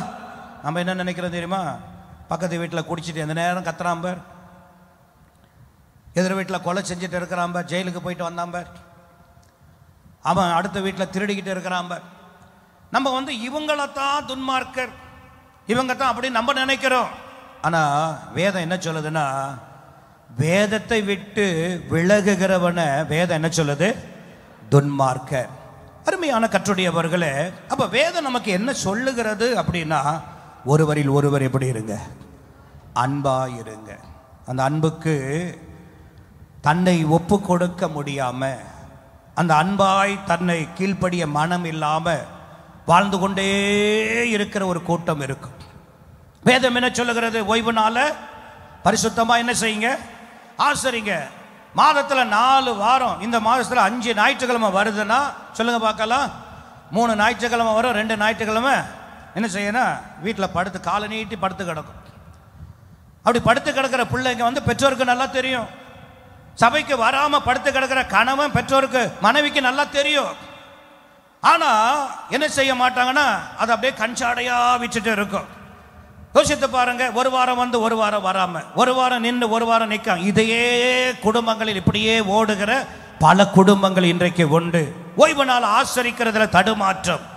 அது மாத்திரமல்ல, வேதம் சொல்லுது, உன்னுடைய முதற் பல நாள் கர்த்தரை என்ன செய்ய, நீ கனம் பண்ண வேண்டும். கர்த்தரை கனம் பண்ணணும் நீ விரும்பினா, உன்னுடைய முதல் பல நாள் கர்த்தரை என்ன செய்ய, நீ கனம் பண்ண. அப்போ உன் களஞ்சி என்ன செய்யும், பூரணமாய் என்ன செய்யும், நிரம்பும் என்று வேதம் சொல்லுகிறது. சபை கூடுதலை சிலர் விட்டு விடுகிறது போல நீங்க என்ன செய்யக்கூடாது, விட்டுவிடக்கூடாது என்று வேதம் நமக்கு சொல்லுகிறது. தேசத்தில் குடியிருந்து சத்தியத்தை என்ன செய்ய, மேய்ந்து கொள் என்று வேதம் சொல்லுகிறது. ரட்சிக்கப்படு என்று வேதம் சொல்லுகிறது. ஞானஸ்தானம் எடு என்று வேதம் சொல்லுகிறது. வேறுபட்ட ஜீவியம் செய் என்று வேதம் சொல்லுகிறது. சத்துருக்களை கூட என்ன செய்ய, சிநேகியுங்கள் என்று வேதம் சொல்லுகிறது. அருமையான கற்றுடையவர்களே, அப்போ இப்படிப்பட்ட வேத வார்த்தையின்படி வாழ விரும்பாமல், வேத சத்தியத்தின்படி வாழ விரும்பாமல், தேவனையும் வேத வார்த்தைகளையும் ஆலயத்தையும் விட்டு விலகுகிற ஒரு மனிதனைத்தான் வேதம் என்ன சொல்லுகிறது, துன்மார்க்கன். அருமையான கற்றுடையவர்களே, இந்த துன்மார்க்கன் தான் காற்று பறக்கடிக்கும் பதரை போல இருக்கிறார். துன்மார்க்கன் கர்த்தருடைய சபையில என்ன செய்வதில்லை, நிலைத்து நிற்பது இல்லை என்று வேதம் சொல்லுகிறது. அப்ப முதலாவது வேதம் காட்டுகிற துன்மார்க்கன் யார் என்று சொன்னால், வேதத்தை விட்டு விலகுகிறவனை வேதம் என்ன சொல்லுகிறது, துன்மார்க்கன். இரண்டாவதாக சீக்கிரம் வாசிங்கள், சங்கீதம் 73 சங்கீதம் 12 வசனம். வேதம் காட்டும் துன்மார்க்கன் யார், வாசிங்க, சீக்கிரம் வாசிங்க. 73:12. இதோ இவர்கள் துன்மார்க்கர், இதோ இவர்கள் துன்மார்க்கர். நல்லா கவனிங்க, வேதம் சொல்லுது, இதோ இவர்கள் துன்மார்க்கர். அப்ப நமக்கு ஒரு கேள்வி, யார் அது, யார் அவங்க அப்படின்னு வரும் இல்லையா, வாசிங்க. இவர்கள் என்றும் இவர்கள் என்றும் சுகஜீவிகளாய் இருந்து ஆஸ்தியை பெருக பண்ணுகிறார்கள். ஆஸ்தியை பெருக பண்ணுகிறார்கள். நல்ல கவனிங்க, வேதம் எடுத்த உடனே ஒருத்தர் அடுத்து சொல்லுது, இவர்கள் யாரு? சத்தமா சொல்லுங்க. தூங்குறவங்க எல்லாம் ஒரு அழிவே சொல்லுங்க பார்க்கலாம். சரி, இவர்கள் துன்மார்க்கர் அப்படின்னு வேதம் சொல்லுது. 73ஆம் சங்கீதம் 12. அவர்கள் யார் அப்படின்னு கேட்டீங்கன்னா, அவர்கள் ஆஸ்தியை என்ன செய்கிறார்களா? பெருக பண்ணி என்றும் சுகஜீவிகளாகவே என்ன செய்கிறாங்களா? இருக்கிறாங்க. அருமையான கர்த்தருடையவர்களே, நான் சொல்லுவேன், யாரை துன்மார்க்கென்று வேதம் சொல்லுதுன்னா, அவங்களுக்கு பூமியில் வாழ்வதற்கென்று கொடுக்கப்பட்ட 70 ஆண்டு 80 ஆண்டு 60 ஆண்டு என்ற அந்த கணக்கில் கொடுக்கப்பட்ட பெற்றுக்கொள்கிற அந்த ஆண்டில் 99.9% அவங்க வாழ்ந்த வாழ்க்கை யாருக்காக அப்படின்னு கேட்டீங்கன்னா சொல்லுங்க பார்க்கலாம். அவங்களுடைய நலனுக்காகவே, தனிப்பட்ட அவர்களுடைய நலனுக்காகவே வாழ்ந்தவர்கள். நலனுக்கு அவர்களுக்காகவே வாழ்ந்தவங்க. அவங்க என்ன அவங்க சிந்தை என்ன, அவங்க செயல்பாடு என்ன, அவங்க பேச்சு என்ன, அவங்களுடைய நோக்கம் என்ன அப்படின்னா எல்லாமே ஒரே வட்டத்தில் இருக்கும். என்னன்னா, நல்லா சம்பாதிக்கணும், நல்ல ஆஸ்தி என்ன செய்யணும், பெருக்கிக்கிட்டே இருக்கணும், ஆஸ்தியை பெருக்கணும், நல்லா சம்பாதிக்கணும், தாங்கள் மாத்திரம் நல்ல சுகமா என்ன செய்யணும், வாழணும். இப்படிப்பட்டவர்களை மிக எளிதாக அடையாளம் காண முடியும் சபைகளில். நான் சொல்லுவேன், இவங்க யாருன்னா, இவங்களுக்கோ இவங்க ஆஸ்திக்கோ இவங்க குடும்பத்தில் பிரச்சனை வந்துச்சுன்னா, ஆபத்து வந்துருச்சுன்னா உடனே ஆலயத்தில் வந்து நிற்பாங்க. உடனே ஆலயத்தில் வந்து நிற்பாங்க. அந்த பிரச்சனை போராட்டம் எதுவும் இல்லைன்ற வரைக்கும் அவங்கள பார்க்கவே முடியாது. சபையில் எந்த ஜெபத்தில் எந்த கூட்டத்திலும் பார்க்க முடியாது. ஆனால் தங்களுக்கு ஒரு ஆபத்துனா ஓடி வந்து நிற்பாங்க. தங்களுக்கு ஒரு கஷ்டம் அப்படின்னா முதல்ல வந்து நிற்பாங்க. தங்க குடும்பத்தில் இப்படி வாழுகிற தன்னுடைய குடும்பத்தில் ஒரு பெரும் போராட்டம்னா முதல்ல வந்து நிற்பாங்க. இப்படிப்பட்டு குடும்பங்களில் ஒரு துன்பம் வருதுன்னா உடனே ஓடி வந்து நிற்பாங்க. இவங்க குடும்பத்தில் ஒரு தோல்வியோ ஏமாற்றங்களோ ஒரு வியாதியோ அப்படின்னு வந்தா உடனே அதற்காக ஆலயத்தில் வருவாங்க.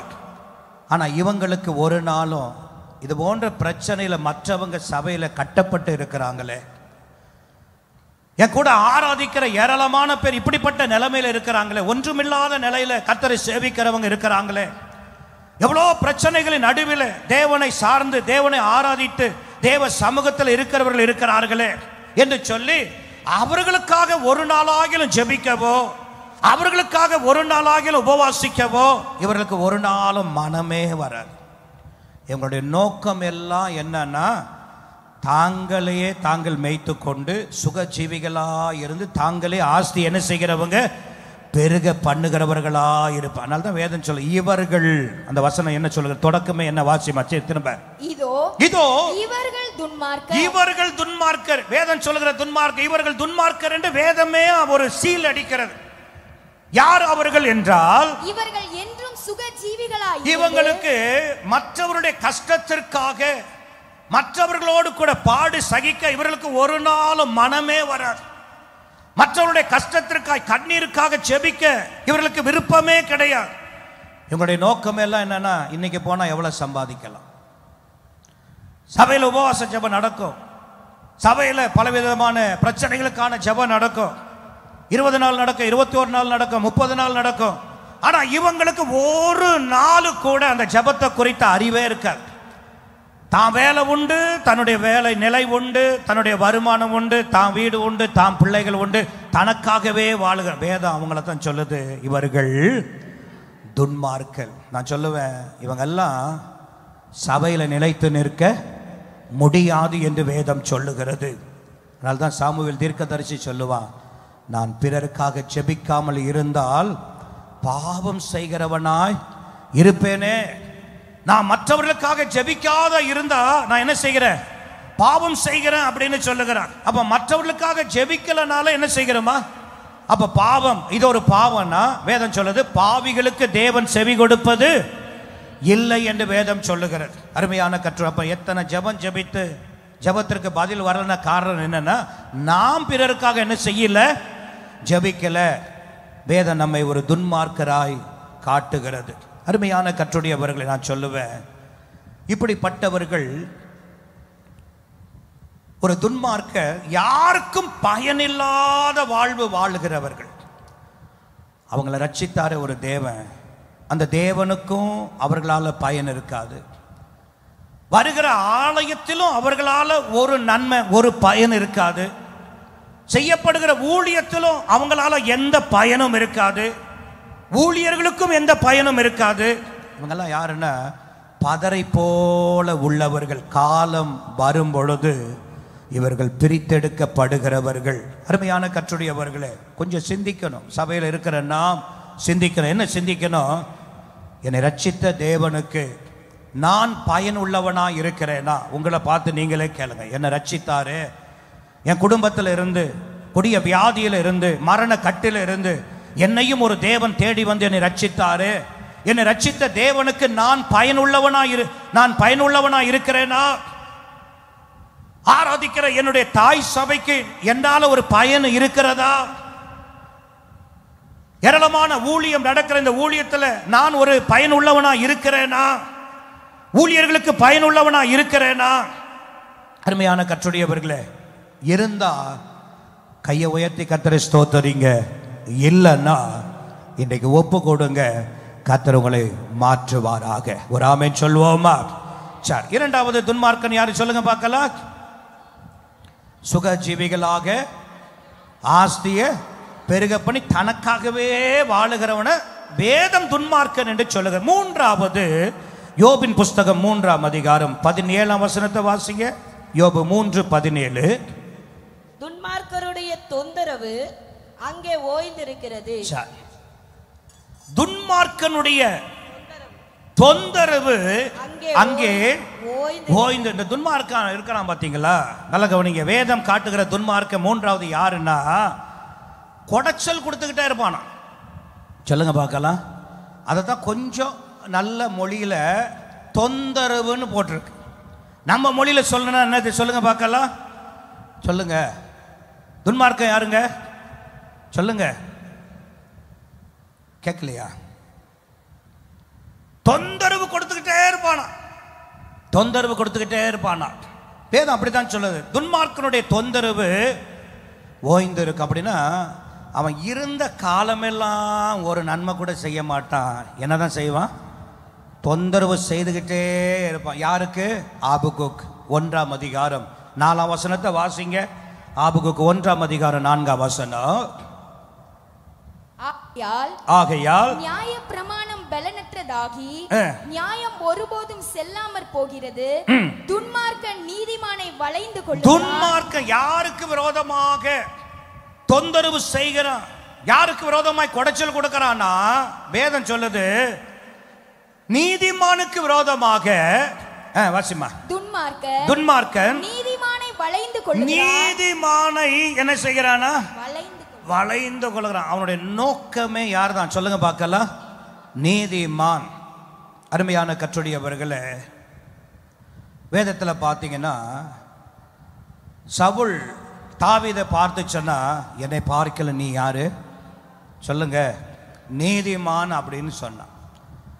அப்போ இந்த வார்த்தையில் நான் பார்க்கிறோம், இந்த சவுல் இந்த நீதிமானாகிய தாவீதுக்கு விரோதமா என்ன செய்தானா? சொல்லுங்க பார்க்கலாம். வனாந்தரத்திலையும் குகையிலையும் மலையிலையும் ஒவ்வொரு நாளும் ஒவ்வொரு வேலையும் 14 வருஷம் என்னதான் பண்ணானா? சொல்லுங்க பார்க்கலாம். ஆனால் அவனால் எவ்வளோ நன்மை பெற்றாங்க.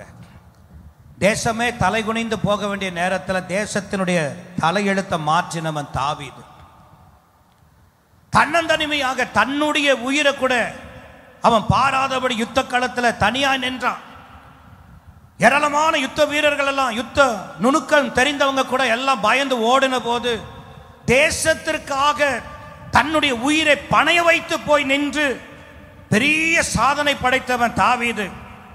இந்த சவுல் என்ன பண்ணியிருக்கலாம் அப்படின்னா, இந்த தாவீதை புகழ்வதற்காகவே அவனுடைய திறமை அவனுடைய துணிச்சல், அவனுடைய தைரியத்தை பாராட்டுவதற்காகவே ஒரு பெரிய கூட்டத்தை வச்சு இஸ்ரவேல் மக்கள் எல்லாம் வர வச்சு, நம்முடைய தேசத்தில் இப்படியும் ஒரு இளைஞன் இருக்கிறானா அப்படின்னு ஒரு வேளை ஒரு பாராட்டு விழா நடத்தி இருப்பானா, நான் சொல்லுவேன் இன்னும் சவுல் கனம் பெற்றவனாகவே என்ன செய்திருப்பான், இருந்திருப்பான். ஜனங்களால் மதிக்கப்படுகிறவனா இருந்திருப்பான். ஆனா இவனுடைய குறுக்கு மூளை என்னன்னா, இவனை எப்படியாவது என்ன செய்யணும், காலை வாரணும், கவுத்தணும், இல்லாம ஆக்கணும் அப்படின்னு சொல்லி 14 வருஷம் 21 முறை நேருக்கு நேரா தாவீதை மாட்டிட்டான். மறைமுகமாய் பல முறை, நேருக்கு நேரா 21 முறை. ஆனா இந்த தாவீதை அவனால கொல்லவும் அழிக்கவும் முடியல. இப்போ நான் சொல்றேன், இந்த துன்மார்க்கன் யாருக்கு விரோதமாக எழும்பினான்னா சொல்லுங்க, நன்மை செய்த இந்த நீதிமானுக்கு விரோதமாக இந்த துன்மார்க்கன் இப்போ என்ன செய்யறான், தீமை செய்கிறான். அப்போ நன்மை செய்தவனுக்கு தீமை செய்கிறவன் யாரு சொல்லுங்க, துன்மார்க்கன். அது மாத்திரமல்ல, இந்த துன்மார்க்கன் பாருங்க, அபிஷேகம் பண்ணப்பட்டவனுக்கு விரோதமாகவே கிரியை செய்வான். யாருக்கு விரோதமா? நான் கேட்கிறேன், ஒரு துன்மார்க்க இன்னொரு துன்மார்க்கனுக்கு விரோதமாக எழுப்பிட்டா பிரச்சனை இல்லை, அவனும் துன்மார்க்கன் இவனும் துன்மார்க்கம், பரவாயில்லை. ஆனா இந்த துன்மார்க்கம் பார்த்தீங்கன்னா அபிஷேகம் பண்ணப்பட்டவனுக்கு விரோதமாகவே எழும்புகிறான், தேவனால் தெரிந்து கொள்ளப்பட்டவனுக்கு விரோதமாக எழும்புகிறான், தேவ தரிசனம் பெற்றவனுக்கு விரோதமாக எழும்புகிறான், தேவனுடைய இருதயத்தை கவர்ந்தவனுக்கு விரோதமாக எழும்புகிறான், தேவனுடைய சித்தம் செய்கிறவனுக்கு விரோதமாக எழும்புகிறான், தேவனிடத்தில் சாட்சி பெற்றவனுக்கு விரோதமாக எழும்புகிறான், தேவனையே நம்பி வாழுகிறவனுக்கு விரோதமாக எழும்புகிறான், தேவ சமூகத்தை தேவ பிரசன்னத்தை வாஞ்சிக்கிற இப்படிப்பட்ட தேவ மனிதனுக்கு விரோதமாகவே என்ன செய்கிறானா, எழும்புகிறான். இயேசுவின் நாட்களில் கூட இப்படிப்பட்டவங்க இருந்தாங்க. ஆண்டவரை போல பிரசங்கிக்கிறவங்க யாராவது இருப்பாங்களா சொல்லுங்க, இருப்பாங்களா? ஒரு சமாரிய பட்டணத்தையே ரட்சிக்க ஆண்டவருக்கு தெரியும் யாரை பிடிக்கணும், சமாரிய ஸ்திரியை பிடிக்கணும்னு சொல்லி அவன் எந்த நேரத்தில் வருவா என்பதை அறிந்து அந்த சமாரிய கிணற்றண்டையில் போய் உட்கார்ந்து அவளிடத்தில் ஒரு பேச்சை கொடுத்து அவளை பேச வச்சு அப்படியே சத்தியத்தை மறைமுகமாக பேசி அதன் பின்பாக வேத வெளிச்சத்தை அவளுக்கு கற்றுக் கொடுத்து கடைசியில் பார்த்தீங்கன்னா முதல்ல நீ யூதனா இருக்கிறன்னு சொன்னான். ரெண்டாவது என்ன சொன்னான்னா, நீ தீர்க்கதரிசி என்று சொன்னான். இன்னும் கொஞ்ச நேரம் பேசணும்னு சொல்லிட்டா மேசியா அப்படின்ட்டா. சொல்லுங்க, முதல்ல என்ன சொன்னா சொல்லுங்க, நீ யூதனா இருக்க, யூதனாக இயேசுவை பார்த்தா.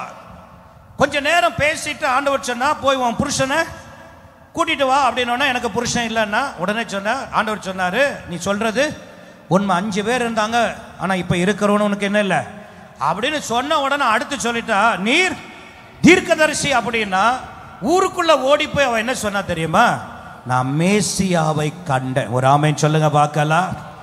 அப்போ இவ்வளவு அற்புதமான ஆண்டவர் யாரை எப்படி பிடிக்கணும், யாரை வச்சு எந்த பட்டணத்தின் ஜனங்களை ரட்சிக்கணும், எந்த வார்த்தை இவ்வளோ அருமையா பிரசங்கிக்கிற அந்த ஆண்டவரை கூட துன்மார்க்க கூட்டம் சதுசெயர் பதுசெயர் கூடவே இருந்துட்டு குற்றம் கண்டுபிடிச்சாங்க. என்ன கண்டுபிடிச்சாங்க? இந்த துன்மார்க்க ஆவி இருக்கு பாருங்க, என்னதான் பேசினாலும் பேசப்படுகிற வார்த்தை அதுங்களுக்குள்ள போகாது. பேசப்பட்ட வார்த்தையிலிருந்து 2 வார்த்தை எடுத்து என்ன செய்யும், குற்றம் கண்டுபிடிக்கும். இப்ப கூட செய்தி முடிஞ்சு சபை முடிஞ்சு போகும்போது கூட பார்த்தீங்கன்னா பேசப்பட்ட வார்த்தை எதுவுமே காதல இருக்காது, ஏதாவது குற்றப்படுத்துகிற 2 வார்த்தையை தான் என்ன செய்யும், பேசிக்கிட்டே போவோம். அதுதான் துன்மார்க்க ஆவி, அதுதான் துன்மார்க்குடைய கூட்டம். இப்படிப்பட்ட கூட்டம் தன்னோடு இருந்து பேசுதுன்னா உடனே நீதிமானா இருக்கிற கூட்டம் சத்தியத்தில் நடக்கிறவங்க என்ன செய்யணும், இந்த மாதிரி வார்த்தை என்கிட்ட என்ன செய்யக்கூடாது, பேசாத அப்படின்னு சொல்லி விலகி கொள்ளணும். உடனே அவங்க ஏதாவது நினைச்சுப்பாங்களோ, ஏதாவது நினைச்சிருவாங்க. என்ன நினைச்சா என்ன, உடனே அவங்கள கை பிடிச்சி பரலோகத்துக்கு கூட்டு போறாங்க. கொஞ்சம் யோசித்து பாருங்க. இன்றைக்கு இப்படிப்பட்ட கூட்டங்கள் இயேசுவின் நாட்களில் பரிசேயர் சதுசேயர் கூட்டம் அவரை விமர்சித்தது, கேலி பண்ணினது, பரியாசம் பண்ணினது. இயேசு ஒரு அற்புதம் செய்ய மாட்டாரா, செஞ்சிட்டா உடனே பெரிய தெய்வ குற்றமா, ஓய்வு நாள்ல எப்படி சுகமாக்குவேன். யோசித்து பாருங்க. ஏகப்பட்ட இன்னல்களையும் தொந்தரவையும் கொடுத்துக்கிட்டே வந்த ஒரு கூட்டம் தான் இந்த துன்மார்க்க கூட்டம். அருமையான கர்த்தருடையவர்களை நான் சொல்லுவேன், மூணாவது என்ன கூட்டம் சொல்லுங்க பார்க்கலாம். தொந்தரவு செய்கிற துன்மார்க்கன் யாருன்னா, பிறருக்கு என்ன செய்வான்? தொந்தரவு செய்து, அதுவும் ரட்சிக்கப்பட்ட நீதிமானுக்கு விரோதமாய் தொந்தரவு செய்து கொண்டே இருப்பான். நாலாவது சீக்கிரம் வாசிங்க, லூக்கா 15ஆம் அதிகாரம் 13ஆம் வசனத்தை சீக்கிரம் வாசிங்க. லூக்கா 15:13. சில நாளைக்கு பின்பு இளைய மகன் எல்லாவற்றையும் சேர்த்து கொண்டு தூர தேசத்துக்கு புறப்பட்டு போய் அங்கே துன்மார்க்கமாய் ஜீவனம் பண்ணி தன் ஆஸ்தியை அழித்து போட்டான். இங்கு நாம் தெரிந்த ஒரு பகுதி, ஒரு தகப்பனுக்கு 2 பிள்ளைகளில் மூத்தவன் எப்பவுமே அப்பாவோடு கூடவே வீட்டில் இருக்கிறான். அப்பா சொல்லுகிற வேலையே செய்கிறான், வயலுக்கு போகிறான், வருகிறான். ஆனால் இளையவனை குறித்து வேதம் சொல்லும் பொழுது சொல்லுகிறது, தன்னுடைய அப்பாவிடத்தில் இருந்த ஆஸ்தியெல்லாம் தன்னுடைய பங்கெல்லாம் கேட்டு வாங்கினானா, அவன் தூர தேசத்திற்கு போனானா. வேதம் சொல்லுறது துன்மார்க்கமாய் ஜீவனம் பண்ணி. நல்லா கவனிங்க, இந்த துன்மார்க்கம் என்கிற வார்த்தை வேதத்தில் எப்போ அவனை குறித்து சொல்லப்படுது அப்படின்னு பார்த்தீங்கன்னா, இந்த வீட்டில் அவன் பிறந்த காலத்தில் ஒன்றுமே இல்லாமல் இந்த வீட்டில் வந்தவன். சொல்லுங்க, என்ன ஒன்றுமே இல்லை? அவன் வீட்டில் வரும்போதே சொத்தில் இருந்துச்சு அவனுக்கு? சொல்லுங்க, வீட்டில் அவன் பிறக்கும் போது அவனுக்குன்னு ஒன்றும் இல்லாமல் அந்த வீட்டில் வந்தவன், வெறுமையாக இருந்தவன். ஏதோ தகப்பனுடைய வீட்டில் இருந்தபடியினால, சொல்லுங்க, யாருடைய வீட்டில்?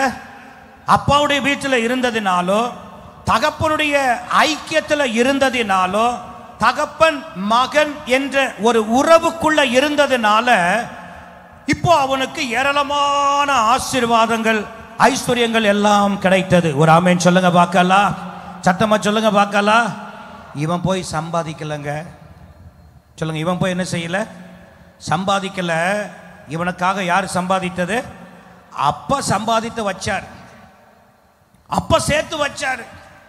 ஏன்னா தகப்பன் மகன் என்கிற உறவில இவன் இருக்கிற வாழ்கிறபடியினால, தகப்பனுடைய வீட்டுக்குள்ள இருக்கிறபடியினால, தகப்பனுடைய ஐக்கியத்திலேயே இருக்கிறபடியினால அவனுக்குரிய ஆசீர்வாதத்தை தகப்பன் சேர்த்து வைத்தார்.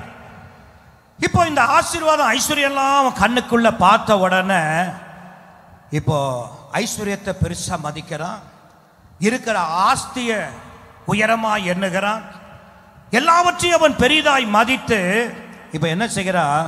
தகப்பனிடத்துல வந்து, தனக்கென்று நீ சொல்லி சேர்த்து வச்சிங்கல்ல, எனக்குன்னு சொன்னீங்களே, இதெல்லாம் எனக்கு என்ன செய்யுங்க, தாங்க அப்படின்னு சொல்லி ஒரு நாள் வாங்கிட்டு போயிட்டான். அருமையான கர்த்தருடையவர்களே, தூரமாய் போனான். போய் அவன் துன்மார்க்கமா என்ன செய்தானா? மாறினான் என்று சொல்லி நான் சொல்லுவேன், எப்பொழுது துன்மார்க்கமாய் அவன் மாறினான் என்று சொன்னா, வீட்டில் இருக்கும் போது அல்ல. சொல்லுங்க, வீட்டில், தகப்பனுடைய வீட்டில் இருக்கும் போது அவன் யார் இல்ல? துன்மார்க்கன் இல்ல. தகப்பனுடைய ஐக்கியத்தில் இருக்கிற வரைக்கும் அவன் துன்மார்க்கன் இல்ல. தகப்பன் மகன் என்கிற உறவுக்குள்ள இருந்த வரைக்கும் அவன் துன்மார்க்கன் இல்ல. இப்போ தகப்பனிடத்துல இருந்து எல்லா ஆசீர்வாதங்களை வாங்கிக்கிட்டு தகப்பனோடு கூட இருக்க விரும்பாமல், தகப்பனுடைய வீட்டில் இருக்க விரும்பாம எங்க போனா? தூர தேசத்திற்கு போய் என்னவா மாறிட்டான்? இப்போ சொல்லுங்க, என்னவா மாறிட்டான்? நான் சொல்லுவேன், நாலாவது ஒரு துன்மார்க்கன வேதம் சொல்லுகிறது, எல்லாவற்றையும் சேர்த்து கொண்டு தூரமாய் போகிறவனை வேதம் என்ன சொல்லுகிறது? சொல்லுங்க, என்ன சொல்லுகிறது? துன்மார்க்கன் என்று சொல்லுகிறது. ஒரு ஆமென் சொல்லுங்க பார்க்கலாம். அல்லேலூயா, அல்லேலூயா. அருமையான கர்த்தருடையவர்களே, இன்றைக்கு அந்த தகப்பனுடைய வீடு என்று சொல்வது நம்முடைய தேவனுடைய ஆலயமாய் இருக்கிற அந்த தகப்பன் என்று சொல்வது நம்முடைய அருமை ஆண்டவராகிய இயேசு கிறிஸ்து. ஒரு ஆமென் சொல்லுங்க பார்க்கலாம். அல்லேலூயா. இந்த வீட்டுக்குள்ள நான் வந்தபோது, இந்த வீட்டில் மறுபிறப்பு நான் பெற்று ரட்சிப்பை பெற்று மறுபிறப்பை நாம் பெற்ற போது நம்முடைய வாழ்க்கை எப்படி இருந்தது என்பது நமக்கு நல்லாவே தெரியும். நமக்கு நல்லாவே தெரியும் எப்படி இருந்தோம் என்பது நமக்கு நல்லா தெரியும். என்னவோ தகப்பனுடைய வீட்டில் ஆலயத்தில் வந்ததினாலும் தகப்பனோடு உறவாடினதினாலும் ஆபிரகாமோடு கூட இருந்ததினால லோத்து என்ன செய்யப்பட்டான்? ஆசீர்வதிக்கப்பட்டது போல தகப்பனுடைய வீட்டில் இருந்ததினால ஏதோ பல ஆசீர்வாதங்களை கர்த்தர் நமக்கு என்ன செய்திருக்கிறார்? நிறைவாய் கொடுத்திருக்கிறார். சந்தோஷம் ஒருளிலே சொல்லுங்க பார்க்கலாம். ஒன்றுமில்லாமல் நின்றதை மறக்க கூடாது. வெறுமையா இருந்த அந்த நாட்களை நாம் மறக்க கூடாது. ஆனா இப்ப எல்லாவற்றையும் அப்பா நமக்கு கொடுத்திருக்கிறார். சந்தோஷம் ஒரு ஆமென் சொல்லுங்க பார்க்கலாம். பெற்றுக்கொண்ட இதையெல்லாம் நினைச்சு கைத்தட்டி தேவனை மகிமைப்படுத்தி போற்றி புகழ்ந்து நன்றி உள்ளவர்களாய் வாழணும். இதற்கு மாறாக எல்லாவற்றையும் பெற்றுக்கொண்ட இதை வச்சிட்டு நான் வாழுவேன் அப்படின்னு தூரமாய் போகிறவன வேதம் சொல்லுது. அவன் யாரு? துன்மார்க்க. உபாகமம் 28ஆம் அதிகாரம் 47, 48 சொல்லுது பாருங்க. உனக்கு எல்லாம் இருக்கும்போது என்ன செய்யணும்? வாசிங்க 47, 48. சகலமும் பரிபூர்ணமாய் இருக்கையில் நீ மன மகிழ்ச்சியோடும் களிப்போடும் உன் தேவனாகிய கர்த்தரை சேவியாமற் போனது நிமித்தம் சகலமும் குறைவுபட்டு பட்டினியோடும் தாகத்தோடும் நிர்வாணத்தோடும் கர்த்தர் உனக்கு விரோதமாய் அனுப்பும் சத்துருக்களை சேவிப்பாய். அவர்கள் உன்னை அழித்து தீரு மட்டும் இருப்பு நுகத்தடியை உன் கழுத்தின் மேல் போடுவார்கள். நல்லா கவனிங்க. ஒரு தேவ பிள்ளையினுடைய வாழ்க்கையில, வசனத்தின்படி வாழ்ந்தவனுடைய வாழ்க்கையில, தகப்பனோடு கூட உறவாடினுடைய வாழ்க்கை கர்த்தர் மேன்மேலும் ஆசீர்வதிச்சு கொண்டே போகிறார்.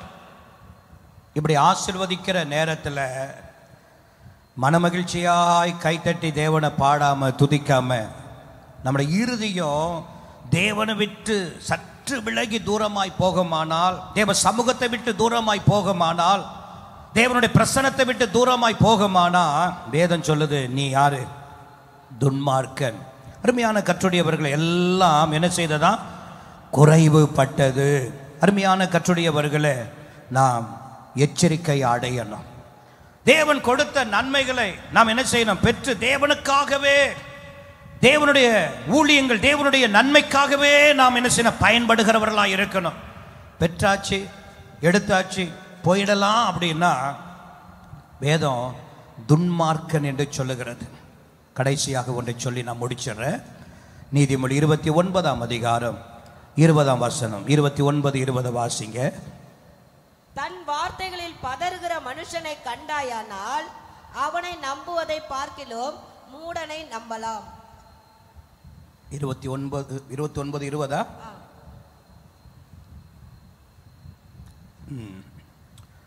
Praise the Lord.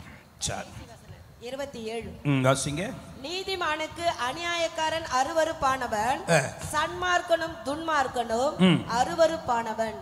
அதுல ஒரு பகுதி உண்டு. இரக்க குணம் இல்லாதவன். சொல்லுங்க பார்க்கலாம். அவனுக்கு என்ன இருக்காதான்? சொல்லுங்க. துன்மார்க்கனுக்கு என்ன குணம் இருக்காது? இரக்க குணமே இருக்காது என்று அந்த வசனத்தினுடைய அர்த்தம். பாசிங்க. துன்மார்க்கன் எழும்பும் போது மனுஷர் மறைந்து கொள்ளுகிறார்கள், அவர்கள் அழியும் போதோ நீதிமான்கள் பெருகுகிறார்கள். இல்ல, இரக்கம், அதாவது நீதிமான் ஏழைகளுடைய நியாயத்தை என்ன செய்கிறானா? கவனித்து அறிகிறான். நல்ல கவனிங்க. நீதிமான் ஏழைகளுடைய நியாயத்தை என்ன செய்கிறார்? கவனித்து. 7ஆம் வசனம் வாசிங்க. நீதிமான் ஏழைகளின் நியாயத்தை ஏழைகளுடைய நியாயத்தை 29:7 நீதிமான் ஏழைகளுடைய நியாயத்தை கவனித்து அறிகிறான். துன்மார்க்கனோ, ஆனா துன்மார்க்கன் இருக்கான் பாருங்க, எதை அறிய விரும்பலன்னா ஏழைகளை பற்றி அவனுக்கு என்ன இல்லை? அறிவே. அவங்கள பத்தி அறியவே வேணாம். அப்படின்னா இரக்க குணமே இல்லாதவன் யாரு? சொல்லுங்க பார்க்கலாம். துன்மார்க்கன். அவனுக்கு ஏழைகளை பற்றி, மற்றவர்களை பற்றி, சாப்பிட்டாங்களா இல்லையா, அடுத்தவங்களுடைய நிலைமை என்ன, எதை பத்தி அவங்களுக்கு என்ன இருக்காது? கவலையே இருக்காது. வேதம் சொல்லுது அவங்க யாரு? இரக்க குணம் இல்லாதவன் துன்மார்க்கன். அதனால தான் ரொம்ப அழகான ஒரு உவமானத்தை ஆண்டவர் சொன்னார். ஒரு மனுஷன் எருசலேமில் இருந்து எரிகோக்கு வந்துட்டான். வழியில் கல்லர்கள் அவனை பிடிச்சு அடித்து காயப்படுத்திட்டாங்க, குற்றவராக போட்டு போயிட்டாங்க. அப்படின்னு சொல்லி வரும் பொழுது முதல்ல ஒருத்தன் வந்தான் போயிட்டான், ரெண்டாவது ஒருத்தன் வந்தான் போயிட்டான், மூணாவது நல்ல சமாரியன் வருகிறான். கீழே கடந்தவன் பார்க்குறான், ஆசாரியனும் போயிட்டான், லேவியனும் போயிட்டான். இதை சமாரியனுக்கு உதவி செய்ய மாட்டானே அப்படின்னு நினைக்கும் போது சமாரியன் உதவி செய்கிறான்.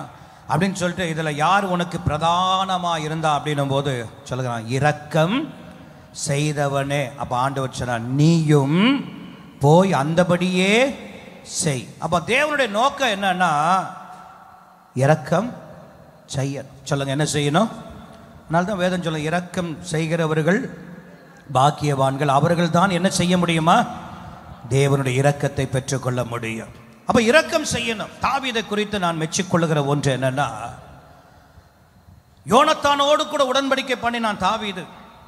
ஏன்னா யோனத்தான், சவுலுடைய மகனாகிய யோனத்தான், சவுல் தாவீதை கொல்லுகிற சம்பவத்தை அரண்மனையில் பேசுகிறதெல்லாம் யோனத்தான் மூலமாக தாவீதுக்கு செய்தி வரும். ஒவ்வொரு இடமா மாறி ஓடுவான். எனவே யோனத்தானுக்கு தெரியும் தாவீது தான் நிச்சயமாக ராஜாவா வருவான். ஆனா ஒரு காலகட்டம் வந்தது, யோனத்தானும் சவுலும் யுத்தத்தில் மறிச்சிட்டாங்க. காலமே முடிஞ்சிருச்சு, ராஜாவா தாவீதும் வந்துட்டான். இப்போ தாவீது கேட்கிறா, சவுலுடைய குடும்பத்தில் யாருக்காவது நான் உதவி செய்ய வேண்டியது இருக்கா? உடனே சொல்றாங்க, மேவி போசேத்து என்கிற ஒரு முடவன் இருக்கிறான். சவுலுக்கு ஒரு பேரன் இருக்கிறான், யோனத்தானுக்கு ஒரு குமாரன் இருக்கிறான்.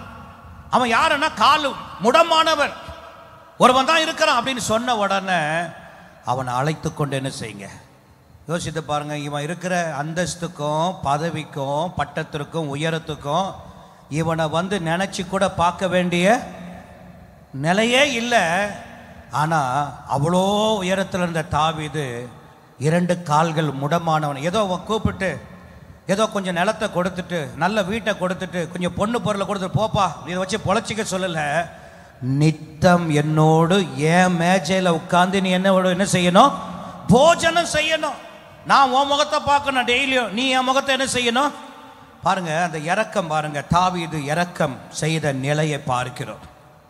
பர்சிலா என்று சொல்லப்படுகிற ஒரு மனிதன் அப்சலோமுக்கு பயந்து தாவீது ஓடும் போது, அவன் இந்த பர்சிலா என்கிற பெரிய பணக்காரன், தாவீதுக்கும் தாவீதோடு இருக்கிற 600 பேருக்கும் ஏராளமான விருந்துகளை செய்து செய்து செய்து அந்த காடுகளில் போய் போய் அவனை காப்பாற்றுவான், உதவி செய்வான். இப்போ தாவீது மீண்டும் ராஜாவாக இந்த வனாந்தரத்திலிருந்து அரண்மனைக்கு போகிற நேரம் வந்துவிட்டது. சத்துருக்கள் எல்லாம் ஆண்டு அழிஞ்சி. அப்போ தாவீது தனக்கு உதவி செய்த பர்சிலாவை பார்த்து கேட்பார், நீயும் என்னோடு கூட எருசலேமுக்கு வரியா? நான் உன்னை அங்கே வச்சு நான் என்ன செய்வேன்? பராமரிப்பேன். நான் உன்னை வச்சு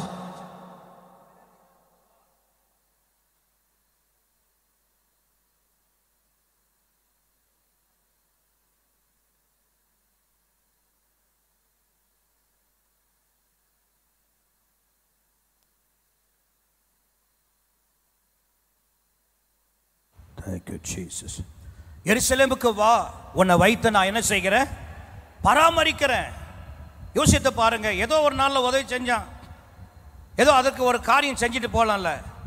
பாருங்க, இரக்கம் செய்கிற அது வந்து தேவனுடைய விசேஷித்த ஒரு குணம். இது இல்லாதவன் தான் யாரு? ஏழைகளுடைய நியாயத்தை அறியவே விரும்ப மாட்டான். அவனுடைய நோக்கமெல்லாம் பணம், அவனுடைய நினைவெல்லாம் தான் மாத்திரம் வாழணும், இதுதான். ஆனால் நான் சொல்லுவேன், நீதிமான் அவன் நித்திய கீர்த்தி உடையவன்.